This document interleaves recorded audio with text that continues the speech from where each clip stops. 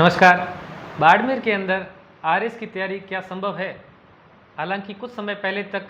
इसका जवाब ना में ही मिलता था, लेकिन आज हमारे साथ में जो शख्स मौजूद हैं, उन्होंने इस कदम को बढ़ाया और बाड़मेर के विद्यार्थियों के लिए बाड़मेर के अंदर आरएस की कोचिंग कैसे प्रारंभ की, उसकी जर्नी हम जानते हैं। नमस्कार सर। नमस्कार जी। कैसा आपने कब इसका स्टेप उठाया कि बाड़मेर के अंदर आरएस के लिए एक बैच की ज़रूरत है और विद्यार्थी जो कि बाड़मेर में रहकर तैयारी कर सकते हैं वो अपने साथ में जुड़ सकें, आपके साथ में जुड़ सकें? देखिए, इसका जवाब तो बड़ा सिंपल सा है, क्योंकि अगर आप पिछले कई सालों की जर्नी देखते हो तो बाड़मेर से नंबर ऑफ सिलेक्शन बहुत है। बहुत सारे लोग आरएस में तो खैर हो ही रहे हैं हर साल, काफ़ी सिलेक्शन है। यूपीएससी में भी काफ़ी समय से बहुत अच्छे सिलेक्शन, मतलब प्रॉपर पोस्ट में हो रहे हैं जैसे। तो एक माहौल तो खैर शुरू से ही है बाड़मेर में। प्रॉब्लम कहें या फिर एक अवसर कहें, वो एक ये था कि बाड़मेर की स्टूडेंट के लिए बाड़मेर के अंदर इस तरह का कोई इनिशिएटिव नहीं था। और फिर जो उसमें सबसे आसान बात थी, जो चैलेंज के रूप में थी यद्यपि, लेकिन थी आसान, वो ये थी कि क्योंकि बाड़मेर से तैयारी वाले बहुत हैं, हमारे ग्रुप में ऐसे बहुत सारे लोग हैं जो सेलेक्ट भी है, इंटरव्यू दे रखे हैं, मेंस दे रखे हैं, ऐसे बहुत सारे लोग हैं। तो उन सब के बीच में कभी इस तरह से एक चर्चा चली कि भाई बाड़मेर के अंदर कुछ ऐसा किया जाए। तो सबकी सहमति थी इस बारे में कि होना भी चाहिए, क्योंकि हमारे स्टूडेंट यहाँ से जयपुर, जोधपुर जैसे बड़े शहरों में जाते हैं। तो वहाँ जाने के बाद तो कई चीज़ों के बारे में सोचना पड़ता है, फाइनेंशियली भी सोचना पड़ता है, रहना करना भी वहाँ के लिए। तब ये चीज़ तय की गई कि नहीं, एक ऐसा इंस्टीट्यूट बाड़मेर के अंदर ही स्टार्ट किया जाए। और सबसे बड़ी बात ये थी कि उसको एक मिशन के तौर पे रखा जाए कि बाड़मेर में एक्चुअल में जो प्रॉपरली आरएस की तैयारी होती है उसी के रूप में इसको तैयार किया जाए। तो क्योंकि वो सारे लोग इसी स्ट्रीम से जुड़े हुए थे, तो इसके सारे व्यवहारिक पहलुओं को जानते थे, किस तरह से किया जा सकता है। तो सबसे जो इसमें इम्पोर्टेंट चीज़ थी वो ये थी कि इस तैयारी को एक फाउंडेशन के रूप में करवाया जाए, क्योंकि प्री का जो सिलेबस है वो तो कई एग्ज़ाम के आप उनके सिलेबस को देखोगे तो आरएस का सिलेबस कई जगह बड़ा कॉमन है। तो प्री की तैयारी तो बाकी एग्जाम वाले लोग भी प्री की तैयारी में, हमने देखा पिछली बार जैसे मेरिट अचानक से ऊपर से बढ़ गई, तो उसका कारण यही था कि कई दूसरी स्ट्रीम के लोग भी इस एग्जाम को प्री तो क्रैक कर ही लेते हैं। सबसे इम्पोर्टेंट होता है मतलब ये है कि मेंस की तैयारी के लिए पहले कुछ भी उपलब्ध नहीं था कि भाई उपलब्ध भी नहीं था। कई ऐसे सब्जेक्ट है जैसे मेंस में, आप जैसे एथिक्स है, पबेड का जो पोर्शन है, या हिंदी इंग्लिश जो लैंग्वेज का आता है, जो सब्जेक्टिव होता है, लिखना पड़ता है, तो ये ऐसा सारा कुछ सिलेबस का जो पार्ट है ये केवल आरएस में है, किसी दूसरे एग्जाम में इतना नहीं है। तो इसका मतलब ये है कि फैकल्टी भी आपको वैसी ही चाहिए, हमें वैसी ही चाहिए थी जो इस स्ट्रीम को बहुत अच्छे से जानते हो। सबसे बड़ी बात, अब वो जानने से अर्थ ये होगा कि या तो वो सेलेक्ट हो, इंटरव्यू दे रखा हो, मेंस दे रखे हो, अच्छा उस सब्जेक्ट ओरिएंटेड उनके पास उस तरह का बेसिक नॉलेज हो, और उससे भी बड़ी बात थी कि वो सारे लोग यहाँ पर अवेलेबल हो। ये था एक सबसे बड़ा जो चैलेंज हमने उस समय माना था, ये था। अब इस मामले में हम फॉर्चुनेट थे क्योंकि हमारे पास एक बड़ा ग्रुप है, उस ग्रुप में हमें ऐसे लोग मिल गए। आपका तो सर पहले से रिकॉर्ड, जैसे आपने यूपीएससी के 2 बार आपने इंटरव्यू भी दिए है, और यूपीएससी का आपका सर्कल भी रहा, तो एक उससे भी आपको मदद मिली। उससे ऑब्वियस बात है, तभी तो कॉन्फिडेंटली ये चीज़ कर पाए। क्योंकि देखो एक तो होता है सब्जेक्ट पढ़ाना। अब जैसे पर्टिकुलर सब्जेक्ट की बात करें, राजस्थान है, तो राजस्थान का जो सिलेबस है तो वो आपको शायद कांस्टेबल में भी वही सिलेबस एज इट इज मिल जाता है, लेकिन उसी सिलेबस को आरएस ओरिएंटेड पढ़ाना, उसमें प्री मेंस दोनों में भी राजस्थान का कॉमन आ जाता है सिलेबस। तो प्री और मेंस दोनों के अकॉर्डिंग उसको पढ़ाना और उसको पूरा एक फाउंडेशन के रूप में तैयार करना, ये जो चैलेंज था। और इस चैलेंज के साथ हमने ये चीज़ पहले से एडमिट कर रखी थी कि हम जो टीम बनाएंगे वो टीम प्योरली हम बाड़मेर के लोगों से ही बनाएंगे, क्योंकि वही लोग जान पाते हैं अपने इन स्टूडेंट जो उनके आसपास है उनकी रियल रिक्वायरमेंट क्या है, ठीक है, उनको बेसिक से कैसे तैयार करना है। और सबसे बड़ी बात है कि जहां हम शुरू करने वाले हैं तो वहां उनको इस तरह का कॉन्फिडेंस दे पाए कि आप बाड़मेर में रह के ये चीज़ कर पाओगे। यही कारण था कि जब हम पहले इस चीज़ पे विचार करके हम पूरे तरीके से सहमत हो चुके थे कि हाँ, हमारे पास एक ऐसी समर्पित टीम है जो केवल एंड केवल आरएस के लिए काम करती है और जो स्टूडेंट को बहुत बेनिफिट कर सकती है, तभी हमने तय किया। और पिछले साल 15 जुलाई से हमने अपना फाउंडेशन बैच शुरू किया और फाउंडेशन बैच में भी हमने स्ट्रीम रखा कि एक सब्जेक्ट जो प्री और मेंस का कॉमन सब्जेक्ट है वो चलेगा, तो दूसरी क्लास जो प्योर मेंस के सब्जेक्ट है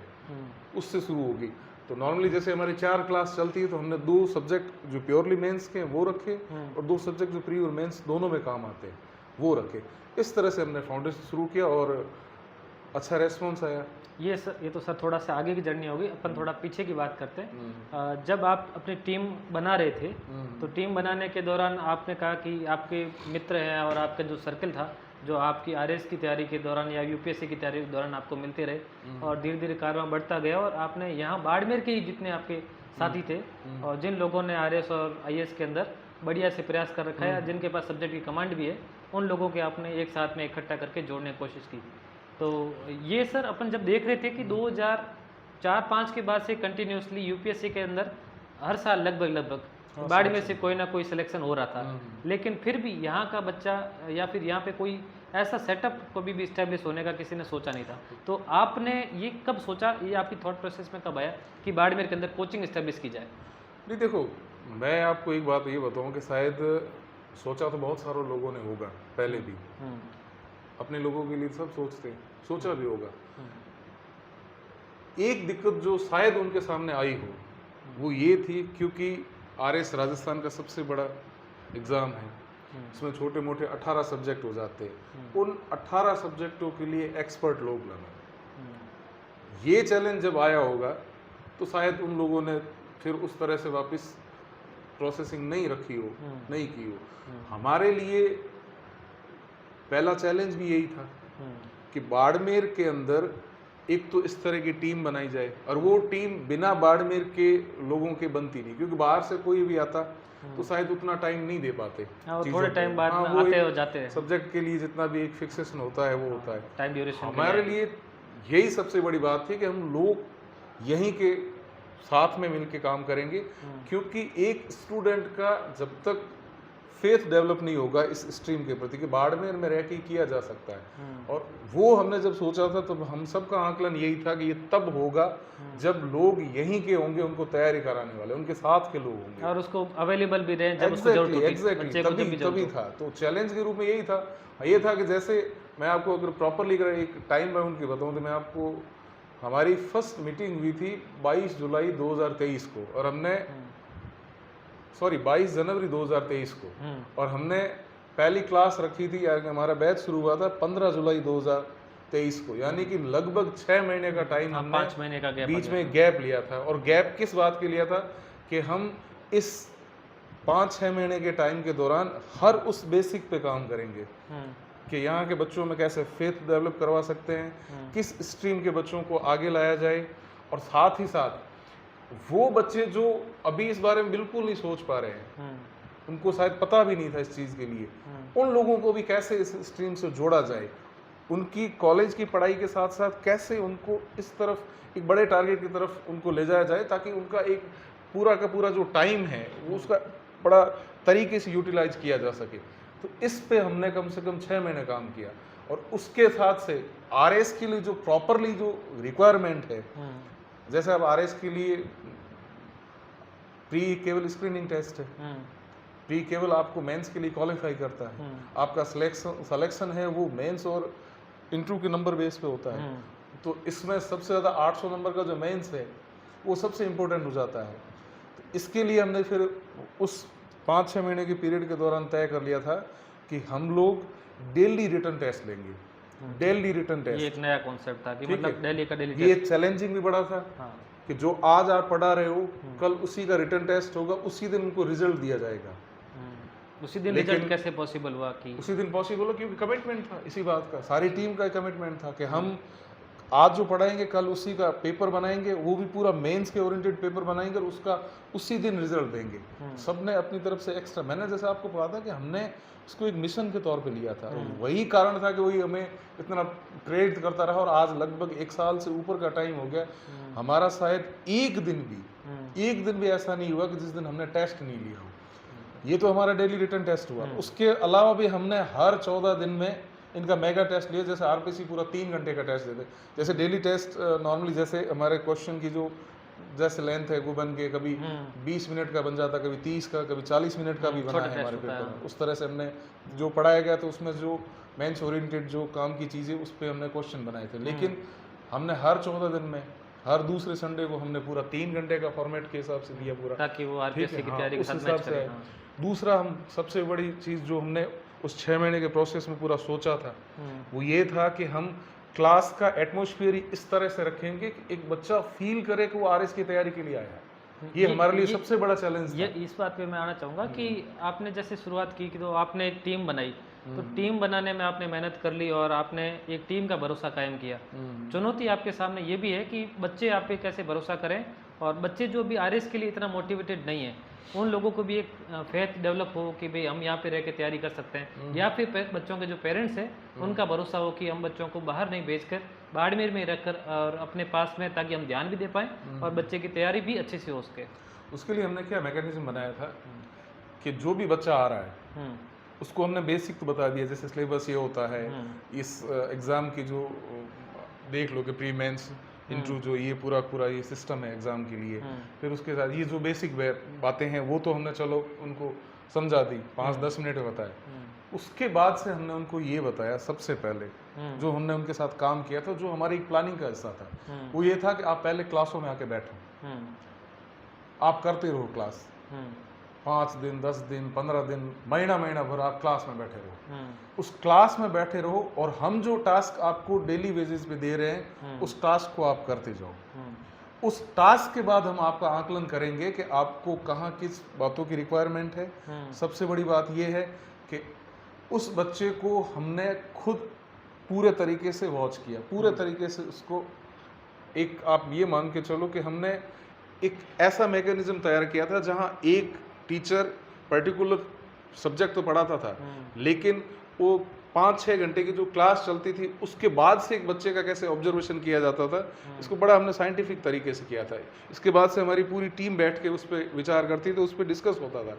पर्टिकुलर बच्चे के ऊपर, और उस डिस्कस के बाद से हम तय करते थे कि इस बच्चे पे और किस तरह से काम किया जाए, और किया। और उसी का परिणाम था कि जो बच्चे हमारे साथ पहले दिन से जुड़े हुए थे, आज कम से कम 13-14 महीने हो गए उनको पढ़ते हुए, वो बच्चे आज भी जुड़े हुए हैं। और हमने कई सेलेक्ट लोग, जो पिछली बार के सेलेक्ट लोग थे, उन लोगों को हमारे जिस प्रोग्रामिंग के बारे में बैठ कर उन बच्चों के सामने समझाया। हाँ, मैंने वो उस वीडियो में मैं भी था, और जब ये आए थे सिलेक्टेड लोग, ये हरिंदर कुमार थोरी और बाड़मेर से प्रवीण सिंह, और ये सब बाड़मेर से ही हैं, और ये लोग जब आए थे और इन लोगों ने जब बच्चों की ये जो मेहनत थी वो कॉपी देखी थी, कॉपी देखने के बाद में इन्होंने जब बोला था कि अगर ये बच्चे वास्तव में यहाँ इतना मेहनत कर रहे हैं तो ये रिजल्ट जब देंगे तो रिजल्ट बहुत शानदार देने वाले। वही एग्जैक्टली मैंने कहा ना कि उस मैकेनिज्म पे हमने बड़ा एक बारीकी से एक बिंदु पे काम किया था। और हमारे, आप ये कह दो, या तो थोड़ा सा हम, क्योंकि थोड़ा सा पहले से इन चीज़ों के लिए अवेयर और तैयार होके आए थे, इसी कारण से हम इस पूरे मैकेनिज्म को हम ढंग से ऑपरेट कर पाए। और आज ये कंडीशन है कि हमारे पास फर्स्ट ईयर सेकेंड ईयर के बच्चे हैं, वो मेंस के जो आंसर लिखते हैं, तो मैं कह रहा हूँ जैसे अभी हम डिस्कस कर ही रहे हैं कि कई सेलेक्ट लोगों ने सच में आश्चर्य किया इस बात पे कि सेकेंड ईयर का बच्चा और इतना मतलब एक क्लासिफाइड आंसर लिख रहा है। अब वो था कि हमने थोड़ा सा इन चीज़ों पे ध्यान भी दिया और बच्चों ने हमें बड़ा कोऑपरेट किया इन सब ये जो इम्प्रूवमेंट है, ये जो इम्प्रूवमेंट आपने बच्चों में देखा, तो ये गार्जियन भी बच्चे का देखते होंगे। Exactly. तो वहाँ तक इन्फॉर्मेशन कैसे पहुँचती है? अब इन्फॉर्मेशन तो देखो, सबसे बड़ी बात तो यही है कि एक इन्फॉर्मेशन तो जब ये बच्चे ही फेथ डेवलप करवाएंगे अपने साथ वालों में, अपने फैमिलीज़ में, तो हमने भी यही तय कर रखा था कि हमारा जो भी मैसेजिंग होगी जिस तरह से होगी, आज हालांकि मैसेजिंग के लिए तो ऐसे कई माध्यम हैं, कर सकते हैं हम, ठीक है, लेकिन जैसे आपने जो उसका टेस्ट लिया, ये जो पोर्टफोलियो आप बनाते हैं उसका, है ना, कि जितने भी टेस्ट हैं वो बच्चा अपने पास रखता है। फाइलिंग होती है, वो फाइलिंग को हम एक टाइम पे बाद, जैसे उसका एक एग्जांपल देता, आपके बड़े क्वेश्चन, तो वो बच्चे के घर पे रहती है, तो बच्चे के जब गार्जियन देखते हैं तो उन्हें भी लगता होगा कि इस बच्चे ने इतने सारे अगर टेस्ट लिखे हैं तो नो डाउट बच्चे पे मेहनत टीचर भी अच्छे कर रहे हैं और ये बच्चा भी रिजल्ट देगा। अगर इतने टेस्ट उसमें भी हमने एक मैकेनिज्म तैयार किया था। जैसे मान लो एक 50 वर्ड का जो आता है क्वेश्चन आता है, उसके लिए 5 नंबर तय होते हैं। अब जैसे डेली टेस्ट है, आज जो टेस्ट हुआ, किसी बच्चे को मान लो उस 5 में से किसी टीचर ने 3 नंबर दिए हैं, तो बच्चे ने तो 3 नंबर देख लिए, 3 नंबर देखने के बाद वो तो अपनी कॉपी घर लेके गए, लेकिन हमने मतलब कोई ना कोई उसमें कमी रह गई थी, कमी है तभी तो 3 दिए हैं, 3.5 दिए जा सकते थे, 4 आ सकते थे। ठीक है, हम क्या करते हैं एक पर्टिकुलर टाइम के बाद उस पूरी फाइलों को वापस मंगवाते हैं। अच्छा। और ये चेक करते हैं कि उन बच्चों ने जिनको 5 नंबर के क्वेश्चन में 3 नंबर आए हुए हैं, तो उस बच्चे ने घर पे जाके उस 3 नंबर में कुछ ऐड ऑन किया है क्या। ठीक है, जब ये मैकेनिज्म हमने अपनाना शुरू किया तो हमने उसका बड़ा पॉजिटिव एक रेस्पॉन्स देखा कि बच्चों ने वापस जाके उसमें कुछ न कुछ ऐड ऑन किया अपने आंसर में। तो यही कारण है कि मैं जैसे आपको कह रहा हूँ कि कई सेलेक्ट लोगों ने आके जब ये सिस्टम देखा तो वो बड़े इम्प्रेस थे इन चीज़ों से कि आपने किया। और जैसे आपने कहा कि हमने क्या माध्यम रखा कि भाई अब जब इस सिस्टम को हम चला रहे हैं तो लोग इसके बारे में कैसे जाने, तो हमने ये बिल्कुल तय कर रखा था कि ये जो बच्चे हैं जो हमारे साथ जुड़े हुए हैं, हम उन पे ही इस तरह से काम करेंगे कि यही बच्चे जाके जो रियल चीज़ें हैं वो जाके जब लोगों को बताएंगे और वो लोग आके जब देखेंगे, ठीक है, तभी तय हो जाएगा कि सिस्टम वास्तव में कैसे वर्क कर रहा है। वैसे आरएस की तैयारी करने वाले बहुत ही कम लोग होते हैं, और उसके अंदर भी अगर किसी के अंदर जज्बा है फर्स्ट ईयर और सेकंड ईयर जैसे में,